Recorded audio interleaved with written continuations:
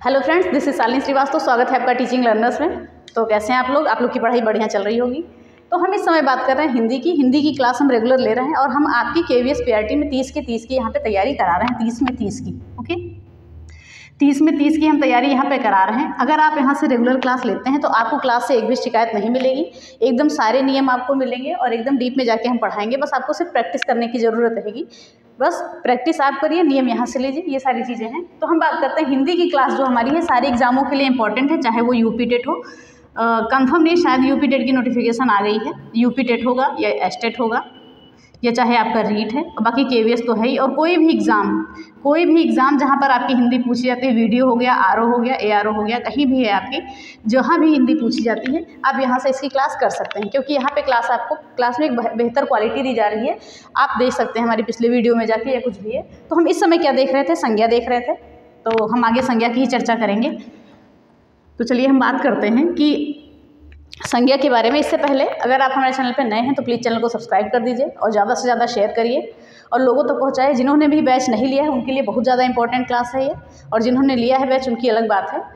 तो अगर आपको रिवीजन करना है या आपने कहीं से नहीं पढ़ा है या हिंदी स्टार्टिंग से भी पढ़नी है तो आप हमारे यहाँ आ सकते हैं, क्योंकि यहाँ हम आपको पूरा सिलेबस कवर करवाएंगे। ओके, पूरा सिलेबस आपका KVS PRT हो, चाहे सुपर टेट हो या यूपी टेट हो, कवर हो। क्योंकि सिलेबस तीनों का एक ही है, तो ये सारी चीज़ें हो जाएंगी। तो हम इसमें संज्ञा देख रहे थे। तो हमने कल देख लिया था आपका जातिवाचक संज्ञा, और व्यक्तिवाचक संज्ञा। ओके, हमने जातिवाचक संज्ञा में बात कर ली थी जब किसी जाति का बोध हो। ओके, जब किसी जाति का बोध हो तो वो जातिवाचक संज्ञा होती है, और जब किसी व्यक्ति के नाम का बोध होता है तो क्या होता है? व्यक्तिवाचक संज्ञा होती है। किसी का भी नाम जो इस दुनिया में क्या है, अकेला है, उसके जैसा कोई नहीं है, वो हो गया व्यक्तिवाचक संज्ञा। और अगर इस दुनिया में उसके जैसे और भी हैं तो वो हो गया हमारा जातिवाचक संज्ञा। तो ये डिटेल में हमने पढ़ाया है, आप पिछले वीडियो में हमारे जाके देख सकते हैं। आज हम बाकी संज्ञाओं को पढ़ लेंगे, आपके जितने भी प्रकार हैं। तो सबसे पहले हम शुरू करेंगे भाववाचक संज्ञा से। बाकी हमने सभी चीज़ें जान ली थी संज्ञा के बारे में आप। तो हम देखेंगे भाववाचक संज्ञा। थोड़ी चीज़ें हम नोट कर लेते हैं, उसके बाद आपको बताते हैं कि थोड़ा सा समय कम लगे।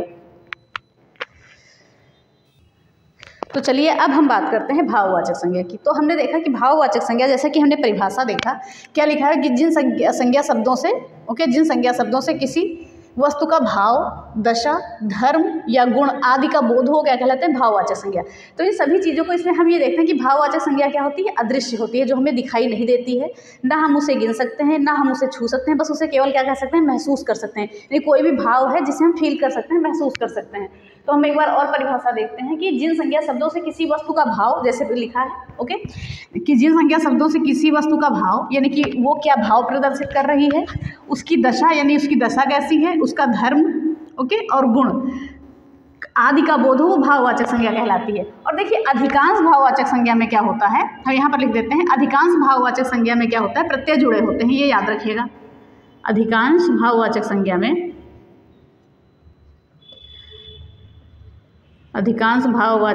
में प्रत्यय जुड़ा होता है। ओके, प्रत्यय जुड़ा होता है। अभी हम आगे वो सभी चीज़ें हम स्पष्ट कर लेंगे। जैसे हम यहाँ पे उदाहरण भी आपको बता रहे हैं, जैसे क्या हो गया? बुढ़ापा। ओके, जैसे हमने कह दिया बुढ़ापा, तो बुढ़ापा में कौन सा प्रत्यय जुड़ा है? आपा। तो यानी अधिकांश जो हमारे संज्ञा शब्द होते हैं, भाववाचक संज्ञा शब्द होते हैं, उसमें क्या होता है? क्या जुड़ा होता है? प्रत्यय जुड़ा होता है। तो ये चीज़ें याद रखिएगा, ये सब चीज़ें की पॉइंट है, इनको नोट रखिएगा। और एक चीज़ और है, हम मानते हैं कि जो भाववाचक संज्ञा हमारी है वो क्या है कि जो अदृश्य है उसे हम गिन नहीं सकते। क्या है? एक पॉइंट और नोट करिए, भाववाचक संज्ञा क्या होती है? अदृश्य होती है, और क्या होती है? इसे हम गिन नहीं सकते,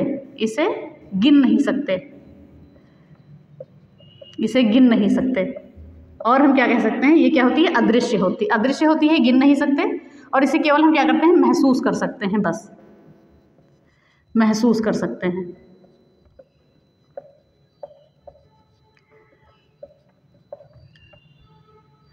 ओके, तो चलिए हम एक बार और देखते हैं भाववाचक संज्ञा को। क्या हमने देखा कि जिन संज्ञा शब्दों से किसी वस्तु का भाव, दशा, गुण, धर्म आदि का बोध होता है, वो क्या कहलाती है? भाववाचक संज्ञा कहलाती है। और भाववाचक संज्ञा में हमने देखा कि अधिकांश जो भाववाचक संज्ञा है इनमें क्या होता है? प्रत्यय जुड़ा होता है, ये याद रखिएगा। अधिकांश भाववाचक संज्ञा में प्रत्यय जुड़ा होता है। और क्या होता है? ये अदृश्य होती है, ये दिखाई नहीं देती हैं। और इसे हम क्या करते हैं, गिन नहीं सकते हैं, सिर्फ महसूस कर सकते हैं। जैसे कोई बच्चा है, ओके, कोई बच्चा है, छोटा बच्चा है, तो हम क्या कहेंगे, वो बचपन उसका दिखाई तो दे नहीं रहा, बस ये महसूस कर सकते हैं हम कि वो बचपन अवस्था में है। तो ये सारी चीज़ें होती हैं। तो ये क्या हो गई आपका पूरा भाववाचक संज्ञा के बारे में आपने जान लिया कि भाववाचक संज्ञा में अधिकांश क्या होता है, प्रत्यय जुड़ा होता है और ये अदृश्य होता है, इसे हम गिन नहीं सकते, सिर्फ महसूस कर सकते हैं। अब देखिए कुछ उदाहरणों को भी हम देख लेते हैं। उदाहरण में जैसे हमने क्या किया, एक मिनट, जैसे हमने लिख दिया मिलावट, और क्या लिखा, बुढ़ापा, बचपन, कड़वाहट।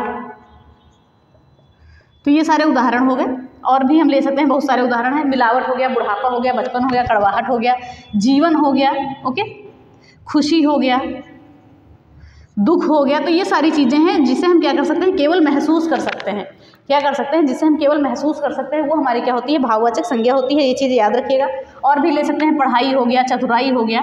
तो ये सारी चीज़ें हमें दिखाई नहीं देती, सिर्फ हम इसे महसूस करते हैं। अगर आपसे कोई चालाकी कर रहा है, चतुराई कर रहा है, तो आप उसे देख थोड़े ना सकते हैं कि आपके साथ वो चालाकी कर रहा है, बस आप ये महसूस कर सकते हैं कि हाँ वो मेरे साथ ये चालाकी कर रहा है। तो ये चीज़ें हो गई।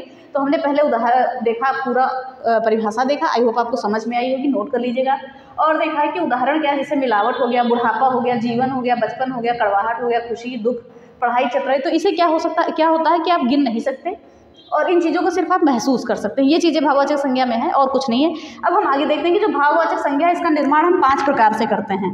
भाववाचक संज्ञा का निर्माण जो है 5 प्रकार से किया जाता है, ये याद रखिएगा, इंपॉर्टेंट है।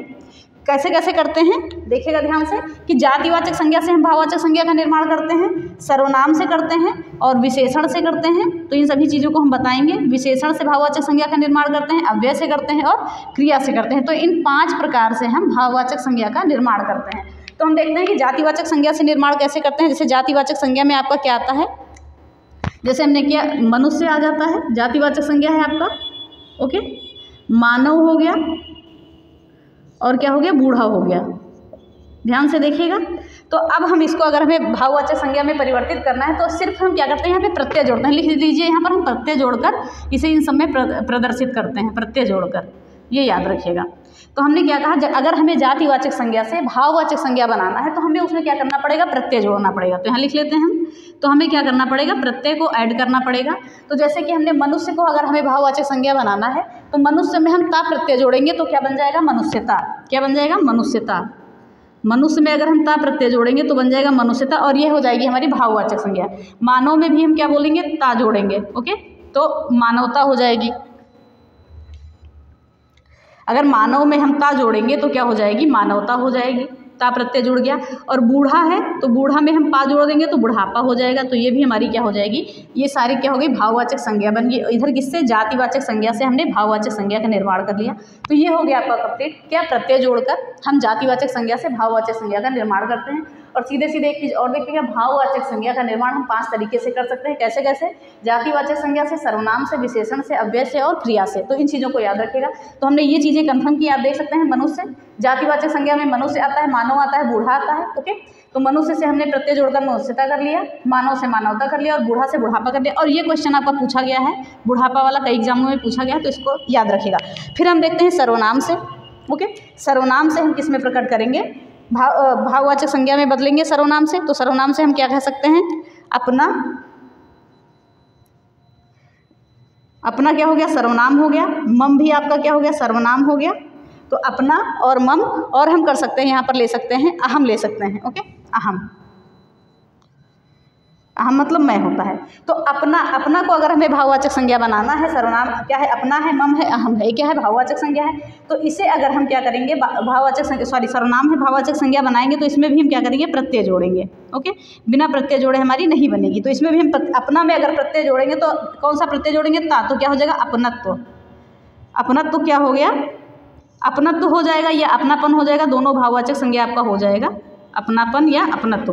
तो आप देख सकते हैं कि हमने अपना में त्व प्रत्यय जोड़ा है और पन प्रत्यय जोड़ा है, तो दोनों हो गया, अपनत्व या अपनापन हो जाएगा, ओके। और मम में हम क्या जोड़ेंगे, या तो हम ता प्रत्यय जोड़ लें तो ममता कर सकते हैं, और या तो त्व प्रत्यय जोड़ लें तो ममत्व कर सकते हैं। ये चीज़ भी देख लीजिएगा, ओके। फिर हम देखते हैं अहम। अहम में हम क्या जोड़ेंगे, अहम में हम कार जोड़ लेंगे तो अहंकार हो जाएगा, अहंकार। एक बार और देखते हैं, जैसा कि हमने देखा, इधर देखिए आप, हमने पहले क्या देखा कि हम जातिवाचक संज्ञा से भाववाचक संज्ञा बना रहे थे, क्या प्रत्यय जोड़कर। तो हमने मनुष्य में प्रत्यय जोड़ लिया, मनुष्यता हो गया, मानवता हो गया और बूढ़ा से बुढ़ापा हो गया। फिर हम देखते हैं कि हमने सर्वनाम से जो है भाववाचक संज्ञा बनाई, तो सर्वनाम में भी हमें प्रत्यय जोड़ना पड़ेगा। तो सर्वनाम क्या होता है, अपना सर्वनाम होता है, तो अपना में हमने त्व प्रत्यय जोड़ा तो अपनत्व बन गया, ओके। और अगर हमने पन प्रत्यय जोड़ा तो अपनापन बन गया। फिर हमने मम में ता जोड़ा तो ममता बन गया, और त्वा जोड़ा तो ममत्व बन गया। ये सारे भाववाचक संज्ञा हैं जो ब्लू पेन से आपके लिखे हैं। और अहम में हमने क्या जोड़ा, कार जोड़ा तो अहंकार हो गया। तो हमने ये देख लिया कि जातिवाचक संज्ञा से और सर्वनाम से हम कैसे भाववाचक संज्ञा बनाएंगे। फिर हम अब देखते हैं विशेषण से कैसे बनाएंगे, ओके। तो हम देखते हैं विशेषण से कैसे हम भाववाचक संज्ञा बनाएंगे। तो यहाँ भी हम प्रत्यय जोड़कर ही बनाएंगे, ओके। तो यहाँ पर देखिए विशेषण क्या हो गया, वीर आपका विशेषण हो गया कि राम बहुत वीर है, तो राम की विशेषता क्या है, वीर है। और श्याम बहुत भोला है, तो भोला कर सकते हैं, श्याम बहुत भोला है, ये विशेषण हो जाएगा। अभी विशेषण आगे आपका सर्वनाम के बाद विशेषण ही आएगा। फिर उसके बाद हम कर सकते हैं कि विशेषण में आपका कर सकते हैं सुंदर। देखिए तो ये सब क्या हो गया, आपके विशेषण हो गए। जैसे हमने कहा राम बहुत वीर है, तो राम की विशेषता क्या है, वीर है, तो वीर आपका विशेषण हो गया। श्याम बहुत भोला है, प्रिया बहुत सुंदर है, ओके। तो सुंदर क्या हो गया, इसमें विशेषण हो गया। अब हम इसमें क्या करेंगे, इसमें भी हम क्या करेंगे, प्रत्यय जोड़कर हम बनाएंगे विशेषण से भाववाचक संज्ञा। विशेषण से हम क्या बनाएंगे, भाववाचक संज्ञा, ओके। ये चीज़ें सारी नोट करिएगा। और क्या जोड़कर, प्रत्यय जोड़कर, ये देखिएगा। तो वीर में अगर हम प्रत्यय जोड़ रहे हैं तो क्या हो जाएगा, वीरता हो जाएगा, ये आपकी भाववाचक संज्ञा बन गई। भोला में हम प्रत्यय जोड़ रहे हैं, पन तो बन जाता है भोलापन, ये हो गया आपका भाववाचक संज्ञा। और सुंदर में अगर हम ता जोड़ते हैं, सुंदर में अगर ता जोड़ते हैं तो हो गया सुंदरता, ये क्या हो गया, आपकी भाववाचक संज्ञा। तो हमने विशेषण से भी भाववाचक संज्ञा बना ली। फिर हम देखते हैं अव्यय से, अव्यय से भाववाचक संज्ञा बनाते हैं। कुछ अव्यय शब्दों को लेते हैं, फिर उसके बाद हम भाववाचक संज्ञा बनाते हैं। तो हम निकट ले लेते हैं, निकट क्या हो गया आपका, अव्यय हो गया। दूर ले लेंगे और समीप ले लेंगे, तो ये क्या हो गया आपका, ये हैं आपके अव्यय, ओके। अव्यय है, तो अव्यय से हम भाववाचक संज्ञा कैसे बनाएंगे वो भी हम देखते हैं। तो देखिए अव्यय से हम क्या बनाएंगे, भाववाचक संज्ञा। तो इसमें भी हम क्या करेंगे, प्रत्यय जोड़ेंगे। तो निकट में अगर हम ता प्रत्यय जोड़ेंगे तो निकटता बन जाएगा, ये आपका भाववाचक संज्ञा हो जाएगा। देखिए ऐसे ही आपके भाववाचक संज्ञा के उदाहरण भी तैयार हो जा रहे हैं। दूर में हम ई प्रत्यय जोड़ देंगे तो दूरी हो जाएगा, और समीप में हम ता प्रत्यय जोड़ देंगे तो समीपता हो जाएगा, ओके। तो आपने क्या देखा कि अव्यय से हमने भाववाचक संज्ञा बना ली प्रत्यय जोड़कर। निकट में ता प्रत्यय जोड़ा निकटता हो गया, दूर में ई प्रत्यय जोड़ा दूरी हो गया, और समीप में ता प्रत्यय जोड़ा समीपता हो गया। तो हमने जातिवाचक संज्ञा से, सर्वनाम से, विशेषण से और अव्यय से आपकी भाववाचक संज्ञा बना ली। अब बनता है हमारा क्रिया से। अब क्रिया से कैसे बनाएंगे, क्रिया में जैसे हमने लिख लिया, क्रिया क्या है, लिखना, पढ़ना या घबराना, घबराना लिख सकते हैं आप, ओके। घबराना भी आपकी एक क्रिया हुई, ओके। तो इसमें हम देखते हैं कि क्रिया से हम भाववाचक संज्ञा कैसे बनाते हैं। एक मिनट, तो हम देखते हैं क्रिया से हम भाववाचक संज्ञा कैसे बनाते हैं। तो इसमें भी हम क्या करेंगे, प्रत्यय जोड़ेंगे, फिर बनेगा हमारा भाववाचक संज्ञा। तो लिखना, लिखना में हम लिखावट भी कर सकते हैं इसे, और लिखाई भी कर सकते हैं, तो ये याद रखिएगा।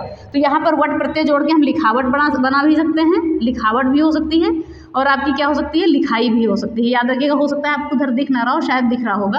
तो लिखाई हो गया, तो वट या ई प्रत्यय जोड़कर हम इससे क्या बना लिया, भाववाचक संज्ञा। पढ़ना में ई प्रत्यय जोड़कर हमने बना लिया पढ़ाई, तो ये क्या हो गया, भाववाचक संज्ञा। घबराना में क्या बना लिया, आहट मिला दिया, घबराहट हो जाएगा, घबराहट। तो हमने ये देखा कि हमने क्रिया से भी भाववाचक संज्ञा बना ली है। तो ये सारे आपके उदाहरण इंपॉर्टेंट बताए, एक मिनट देख लें, बोर्ड में दिख रहा है, हाँ। तो आपको सारी चीज़ें लगभग दिख रही हैं, ओके। तो ये चीज़ें आप देखिएगा। तो फिर हम देखते हैं, जैसा कि हमने देखा, पहले हमने उदाहरण समझ लिया, इसकी परिभाषाएं समझ ली। फिर हमने देखा कि भाववाचक संज्ञा का हम निर्माण 5 प्रकार से करते हैं। जातिवाचक संज्ञा से भाववाचक संज्ञा का निर्माण करते हैं, सर्वनाम से करते हैं, विशेषण से करते हैं, अव्यय से करते हैं और क्रिया से करते हैं। उन सभी के उदाहरण को भी हमने देख लिया। तो एक बार आप स्क्रीनशॉट ले लीजिए, फिर हम उसके बाद आते हैं अगले संज्ञा पे, जहाँ तक आपको समझ में आया होगा। भाववाचक संज्ञा को हम लोग पूरा देख लिया, ओके। तो आप एक बार आप स्क्रीनशॉट ले लीजिए इसका, और चीज़ें ज़रूर बताइएगा कि कैसी लगी और समझ में आया या नहीं आया, तो हम थोड़ा और सुधार करेंगे। तो सारी चीज़ें जहाँ तक हो सकती थी, जितना हो पाया तो उतना हमने आपको यहाँ पर बता दिया। यहाँ से आपकी भाववाचक संज्ञा में से कोई भी चीज़ें नहीं छूटी हैं, और अगर आप प्रैक्टिस लगाएंगे तो कोई भी चीज़ गलत नहीं होगी। तो इसको लिखिए, फिर हम आते हैं अगली संज्ञा पे, तो नोट कर लीजिए आप। चलिए अब हम देख लेते हैं समूहवाचक संज्ञा और द्रव्यवाचक संज्ञा को, ओके। तो हमने एक ही बोर्ड में इसको एक ही अगल बगल लिख लिया है, तो एक ही बोर्ड में हम इसको यहाँ पे खत्म कर देंगे। तो पहले हम देखते हैं समूहवाचक संज्ञा क्या होती है। तो हम देखते हैं कि समूहवाचक संज्ञा क्या होता है, जिन संज्ञा शब्दों में एक ही जाति की वस्तुओं के समूह का बोध होता है। ये याद रखिएगा, एक ही जाति की वस्तुओं के समूह का बोध हो। एक ही जाति की कई वस्तुएं इकट्ठा हो तो क्या हो जाएगा, समूहवाचक संज्ञा होगा। तो सीधे सीधे लिखा है कि जिन संज्ञा शब्दों से एक ही जाति की वस्तुओं के समूह का बोध होता है वो हमारा क्या कहलाता है, समूहवाचक संज्ञा कहलाता है। उसे हम क्या कहते हैं, समूहवाचक संज्ञा कहते हैं समूहवाचक संज्ञा। तो इसमें इतना याद करने की ज़रूरत नहीं है आपको, बस सिर्फ आपको इसमें क्या करना है, उदाहरण ध्यान में रखना है। तो जो हम उदाहरण बताते जा रहे हैं उसे आप देखिए ध्यान से। जैसे हमने क्या किया यहाँ पर, परिवार में कई सदस्य होते हैं तो एक ही जाति के लोगों का क्या होता है, समूह होता है। तो इसे हम कह सकते हैं संघ हो गया कोई, ओके। गुच्छा हो गया, किसी भी गुच्छे में एक ही तरीके चीज़ें लगी होती हैं तो क्या हो गया, गुच्छा हो गया हमारा। अगर हम हो सकते हैं झुंड, ओके, झुंड हो गया, गिरोह हो गया। तो उदाहरण लिख देते हैं फिर आपको हम समझाते हैं। गिरोह हो जाएगा, श्रृंखला हो जाएगा आपका, ओके। परिवार हो गया, संघ, गुच्छा, झुंड, गिरोह, श्रृंखला। और बात करते हैं कक्षा, सभा, गट्ठर, आर्मी, पुलिस। तो ये सारी चीज़, आर्मी भी होता है, क्या होती है, एक ग्रुप में आती है, और पुलिस भी क्या होती है, ग्रुप में होती है। कोई एक पुलिस आता है अगर तो हम कहते हैं पुलिस वाला आ रहा है, ओके। और ये समूह में आते हैं तो हम कहते हैं पुलिस आ रही है। तो इन चीज़ों को याद रखिएगा। और बात करते हैं सप्ताह हो गया। बहुत सारे उदाहरण हैं जो आपको एक ही तरीके की चीज़ें जब ग्रुप में दिखाई देंगी तो हम उसे क्या कह देंगे, समूहवाचक संज्ञा के लिए। जैसे हमने कह दिया काफिला, कारवां, रैली, भीड़। तो ये सारी चीज़ें होगी। और भी चीज़ें आ जाती हैं आपकी, और भी चीज़ें ध्यान करते हैं। जैसे कि आपका आ गया कुंज,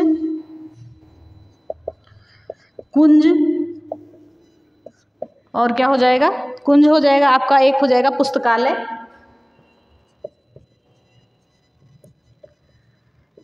जन और लोक। देखिए जन भी आ जाएगा इसमें समूहवाचक संज्ञा में आपके। तो हम एक बार और देखते हैं समूहवाचक संज्ञा को, ध्यान से देखिएगा।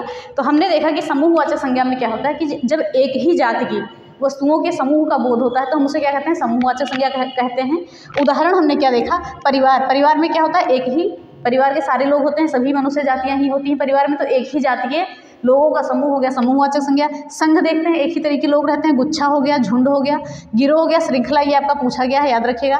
कक्षा हो गया, सभा हो गया, गट्ठर है, आर्मी कभी अकेले तो है नहीं, ग्रुप में आती है। पुलिस भी ग्रुप में आती है, अगर सिंगल पुलिस आती है तो हम कहते हैं पुलिस वाला आ रहा है या पुलिस वाली आ रही है, तो ये चीज़ें कह देते हैं। सप्ताह हमने कहा, काफिला कह दिया, कारवां, रैली, भीड़, पुंज। ये कुंज क्या होता है, कुंज होता है पक्षियों का समूह, ये याद रखिएगा। कुंज मतलब क्या होता है, पक्षियों का समूह, पक्षियों का समूह। और क्या हो गया, पुस्तकालय। तो पुस्तकालय में बहुत सारी ढेर सारी बुक्स होती हैं, चाहे बुक्स को ले लीजिए चाहे बच्चों को ले लीजिए, तो उससे हम मान सकते हैं कि समूहवाचक है। जन, किसी एक इंसान को हम जन नहीं कहते हैं, कई लोग होते हैं तो हम जन कहते हैं। और लोग, ओके। तो ये चीज़ें हो गई हमारी, क्या हो गई, समूहवाचक संज्ञा हो गई। हम एक बार और देख लेते हैं समूहवाचक संज्ञा के उदाहरणों को, क्योंकि यहाँ से आपके उदाहरणों से ही क्वेश्चन बनते हैं। आप टोली ले लीजिए या बाजार, मेला भी इसी में आ जाता है, तो बाजार भी लिख देते हैं। बाजार लिख लीजिए, यहाँ पर बाजार भी पूछा गया है कई बार, बाजार भी आपका समूहवाचक संज्ञा ही है। तो समूहवाचक संज्ञा के हम उदाहरणों में क्या देखते हैं कि परिवार, संघ, गुच्छा, झुंड, गिरोह, श्रृंखला, कक्षा, सभा, गट्ठर, आर्मी, पुलिस, सप्ताह, काफिला, कारवां, रैली, भीड़, पुंज, कुंज और पुस्तकालय, जन, लोक और बाजार, ये सभी क्या हो गए, समूहवाचक संज्ञा हो गए। जहाँ कहीं भी आपको किसी भी समूह का बोध होगा आपसे तुरंत कह देंगे कि समूहवाचक संज्ञा है। फिर अब हम देखते हैं समूहवाचक, समुदायवाचक भी कह सकते हैं इसको। अब हम देखते हैं द्रव्यवाचक संज्ञा, हमारी लास्ट संज्ञा। तो द्रव्यवाचक संज्ञा में हमने क्या देखा है कि जिन संज्ञा शब्दों से किसी ऐसे पदार्थ या द्रव्य का बोध हो, किसी ऐसे पदार्थ या द्रव्य, ओके, द्रव्य मतलब भी पदार्थ ही होता है, का बोध हो, जिन्हें हम नाप तोल सकते हैं। क्या कर सकते हैं, जिन्हें हम नाप तोल सकते हैं परंतु गिन नहीं सकते हैं। क्या होता है, द्रव्यवाचक संज्ञा में जो चीज़ें होती हैं, जो वस्तुएं होती हैं, जो द्रव्य होते हैं, जो पदार्थ होते हैं, तो उन्हें हम क्या कर सकते हैं, सिर्फ नाप तोल सकते हैं, उन्हें हम क्या कर सकते हैं, गिन नहीं सकते हैं। तो वो हमें क्या कहलाती है, द्रव्यवाचक संज्ञा कहलाती हैं। तो एक बार हम और देख लेते हैं, जिन संज्ञा शब्दों से किसी ऐसे पदार्थ या द्रव्य का बोध होता है जिन्हें हम नाप तोल सकते हैं परंतु क्या कर सकते हैं, गिन नहीं सकते हैं, वो हमारी क्या कहलाती हैं, द्रव्यवाचक संज्ञा कहलाती है। याद रखिएगा इसको, द्रव्यवाचक संज्ञा। अब हम इनके उदाहरणों को भी देख लेते हैं, ये हमारी द्रव्यवाचक संज्ञा कहलाती हैं। अब तो हम उदाहरण को भी देखेंगे इनके। जैसे हमने क्या कहा उदाहरण में, लोहा हो गया, सोना, चांदी, पेट्रोल, डीजल, चावल भी ले सकते हैं, क्योंकि अगर आप कहीं जाएंगे तो एक चावल तो खरीदने जाएंगे नहीं। अगर 1 किलो भी चावल आप कहीं खरीदने गए तो उन चावलों को आप गिन नहीं सकते, इतने सारे चावल होते हैं। ठीक है, तो हम यहाँ पे भी चावल भी ले सकते हैं यहाँ पर, तो ये याद रखिएगा। और हम क्या देखते हैं यहाँ पर, हम ले सकते हैं जो भी नाप तौल वाली चीज़ें हैं, सारी चीज़ें हो सकती हैं। दूध हो गया, दही हो गया, तेल हो गया, क्या कह सकते हैं, दूध हो गया, दही हो गया, पेट्रोल, लोहा, सोना चांदी, पेट्रोल, डीजल, चावल, दूध, दही। और भी चीज़ें हम ले सकते हैं जैसे तांबा, पीतल, तेजाब, पानी, ये सारी चीज़ें ले सकते हैं। तांबा, पीतल, तेजाब, पानी। तो यानी कि यहाँ पर वो चीज़ें आएंगी, आदि यहाँ लिख देते हैं, आदि। ओके, ये वहाँ पर ये चीज़ें आएंगी जिन्हें हम क्या कर सकते हैं, गिन नहीं सकते हैं, जिन्हें हम सिर्फ नाप तौल ही सकते हैं। नाप तौल यानी किसे वजन ही कर सकते हैं या किसी चीज़ में हम नाप सकते हैं, तो वो सारी चीज़ें हो जाती हैं। तो क्या हमने लिखा, लोहा, सोना, चांदी, पेट्रोल, डीजल, चावल भी ले सकते हैं, दूध, दही, तांबा, पीतल, तेजाब, पानी आदि, हमने ये सारी चीज़ें ले ली। और हम एक चीज़ ऑक्सीजन ले सकते हैं, आप नाइट्रोजन ले सकते हैं, ये चीज़ें भी आ जाएंगी इसमें, याद रखिएगा। ये ऑक्सीजन भी आ जाएगा आपका, नाइट्रोजन भी आ जाएगा इसमें। अगर कभी कभार पूछ ले आपसे कि ऑक्सीजन कौन सी संज्ञा है, तो हम कह देंगे द्रव्यवाचक संज्ञा है। नाइट्रोजन कौन सी संज्ञा है, तो कह देंगे द्रव्यवाचक संज्ञा है। ओके, अगर हमने कह दिया दर्जन, हमने कहा 2 दर्जन, तो ये भी हमारी क्या हो गई, द्रव्यवाचक संज्ञा हो गई। 2 दर्जन केले तो क्या हो गई, द्रव्यवाचक संज्ञा हो जाएंगी। तो ये सारी चीज़ें हो गई। हम धुआं भी ले सकते हैं। देखिए, आपका धुआं कई बार पूछा गया है, धुआं क्या है आपका, द्रव्यवाचक संज्ञा है, धुआं। ओके, तो ये सारी चीज़ें हो गई और ये हमने देख ली। इसे हम द्रव्यवाचक या पदार्थवाचक भी कह सकते हैं, ये चीज़ याद रखिएगा। द्रव्यवाचक या पदार्थवाचक भी कह सकते हैं, पदार्थवाचक। और इसे हम समूहवाचक या समुदायवाचक भी कह सकते हैं। तो यहाँ पर हम लिख लेते हैं समूहवाचक या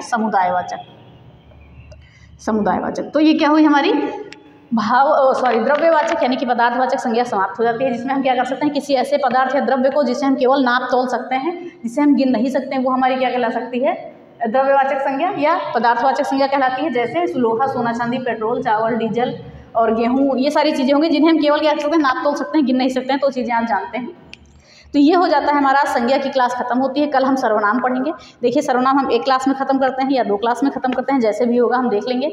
तो ये हो गई आपकी 5 संज्ञा खत्म। और संज्ञा को हमने एकदम डीप में अच्छे से पढ़ा और उदाहरणों के साथ। तो आप प्रैक्टिस लगाइएगा। जो चीज़ें नहीं समझ में आएंगी तो कमेंट बॉक्स में डाल दीजिए। और चीज़ें, ये सारी चीज़ें हैं। आज हम आपका टेलीग्राम पे कोर्स NIOS का कोर्स नंबर 510 हम डाल देंगे। इसके बाद आपका क्या होगा, पेडागोजी का चीज़ें समाप्त हो जाएंगी, पेडागोजी वाली चीज़ें आपकी समाप्त हो जाएंगी। और यहीं से आप सारी चीज़ें पढ़ सकते हैं, क्योंकि हमने एक चार्ट में भी बना के आपको लिख दिया था कि उसमें क्या क्या चीज़ें पढ़नी है। तो सारी चीज़ें आप देख लीजिएगा। तो चलिए, इसी के साथ क्लास खत्म होती है। तो ज़्यादा से ज़्यादा क्लास को शेयर करिए। अगर क्लास अच्छी लगी है तो प्लीज़ कमेंट ज़रूर करिएगा और कमेंट बॉक्स में ज़रूर बताइए। ज़्यादा से ज़्यादा शेयर करिए, लाइक करिए, सब्सक्राइब करिए और बेल आइकन दबाना ना भूलिए, जिससे आपको नोटिफिकेशन मिलता है। और अगर आप हमारे टेलीग्राम चैनल से जुड़ना चाहते हैं कि वहाँ से आपको सारी वीडियो की नोटिफिकेशन मिल जाए टाइम टू टाइम, तो आप जुड़ सकते हैं। Teaching learners by Shalini Shrivastava, description में आपको लिंक मिल जाएगी। और अगर आप RT, जैसा कि हमने बताया था, RT या NCF पढ़ना चाहते हैं डिटेल में एकदम, RT या NCF पढ़ना चाहते हैं आप डिटेल में, NCF या NEP, ओके, अभी NCF मैंने नहीं पढ़ाया है, NEP पढ़ना चाहते हैं तो डिस्क्रिप्शन में आपको लिंक मिल जाएगी उसकी प्लेलिस्ट की, तो वहाँ आप जाकर पढ़ सकते हैं। तो ये सारी चीज़ें हो गई। चलिए, इसी के साथ क्लास ख़त्म करते हैं और ज़्यादा से ज़्यादा शेयर करिए, लाइक करिए, सब्सक्राइब करिए। धन्यवाद। जय हिंद।